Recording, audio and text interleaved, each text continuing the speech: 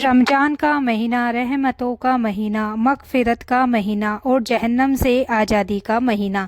इस महीने में हर मुसलमान कोशिश करता है कि वो अपने गुनाहों से तौबा करे और अल्लाह को राज़ी करे। लेकिन अफ़सोस की बात यह है कि कुछ औरतें ऐसी भी होती है जो रोज़ा तो रख लेती है मगर कुछ ऐसे काम कर बैठती है जिससे उनके रोज़े का सवाब कम हो जाता है।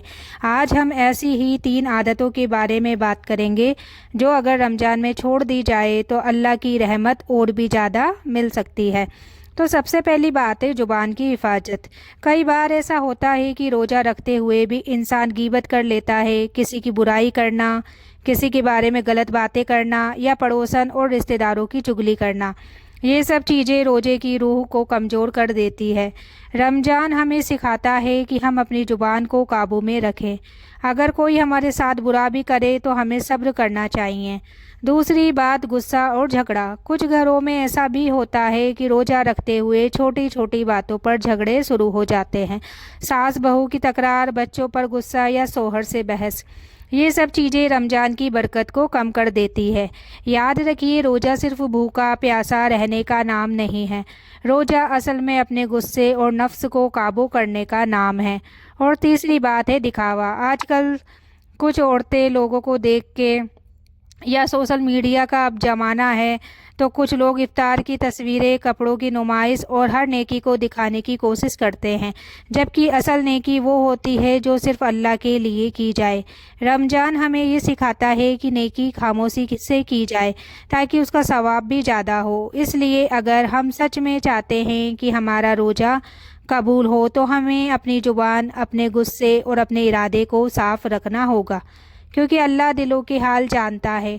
और शायद यही रमज़ान का असली पैगाम है कि इंसान खुद को बदल ले ताकि अल्लाह उससे राज़ी हो जाए। लेकिन मेरी बहनों, एक बात और समझने वाली है। रमज़ान सिर्फ रोज़ा रखने का नाम नहीं है, रमज़ान अपने दिल को बदलने का नाम है। कई बार ऐसा होता है कि इंसान दिन भर रोज़ा रखता है, नमाज भी पढ़ता है, मगर उसका दिल साफ़ नहीं होता। किसी से जलन, किसी से नफ़रत, किसी की खुशियों से परेशानी। ये सब चीज़ें इंसान की नेकी को धीरे धीरे ख़त्म कर देती है। इसलिए रमज़ान हमें ये सिखाता है कि सिर्फ पेट का रोज़ा ना रखे बल्कि दिल का भी रोज़ा रखे।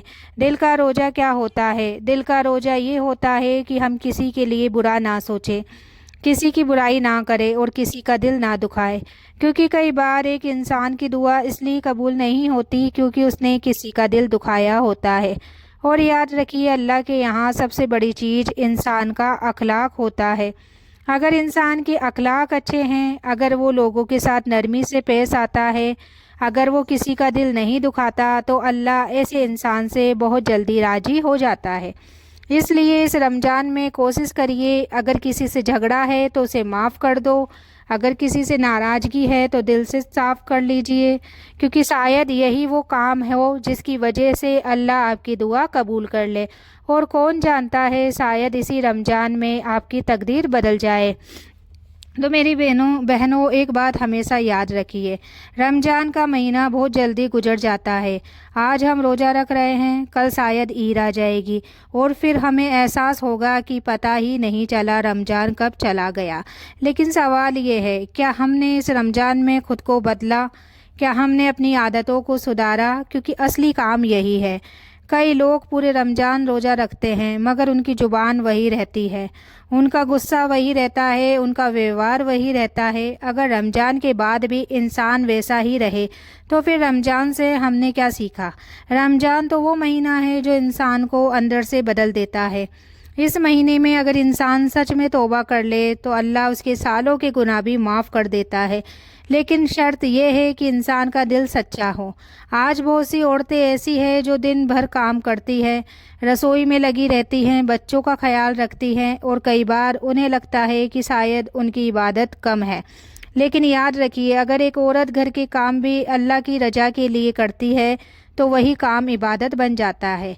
जब आप अपने बच्चों को प्यार से खाना खिलाती हैं, जब आप अपने घर वालों का ख्याल रखती हैं, जब आप सब्र के साथ घर संभालती हैं, तो अल्लाह उसके बदले भी सवाब देता है। इसलिए कभी ये मत सोचिए कि आप कमतर हैं, बस कोशिश कीजिए कि आपका दिल साफ़ हो।